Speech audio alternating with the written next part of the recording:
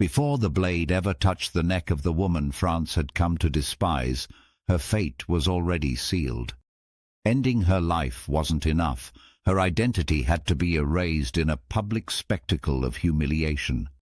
Marie Antoinette, once the radiant Archduchess of Austria, who filled Versailles with laughter, was now condemned to walk the path from the golden throne to the rough wooden cart of the condemned.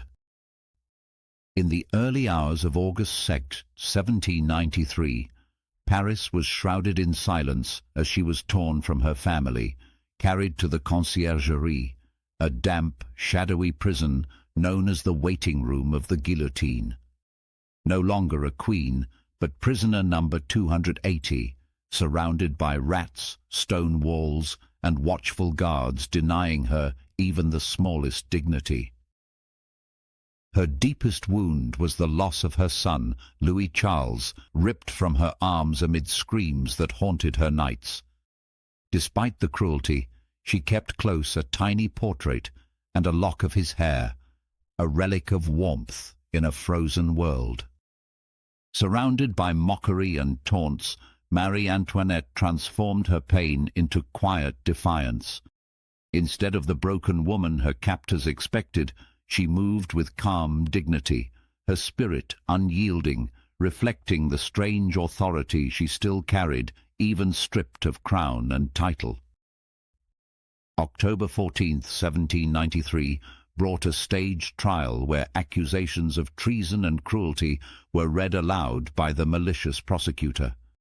Among them, a vile claim of incest with her own son, meant to break her utterly. But Marie Antoinette met the crowd, appealing to the mothers present with a simple plea of truth, stirring a fleeting moment of compassion. Found guilty, she whispered no protest, only acceptance. Back in her cell, she wrote a letter of forgiveness to her sister-in-law, pleading care for her children, embodying grace even as death loomed. The candle flickered low, tears melted wax on the table, the quiet end of a tragic life. On the morning of October 16, 1793, her hair was cut, white strands falling like fragments of her past. Bound hand and foot, dressed in a plain white gown, she was stripped of all dignity, but remained composed, refusing assistance, her final act before mounting the scaffold, a humble apology to the executioner. Led through jeers and insults, she rode in a rough wooden cart to the guillotine. Despite the crowd's hatred, her silence and calm defied them.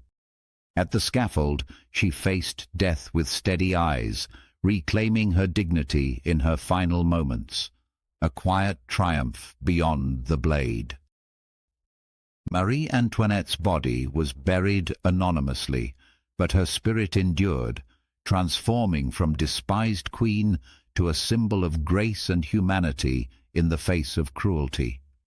Her story, once distorted by propaganda, lives on as a testament to dignity and compassion amid injustice.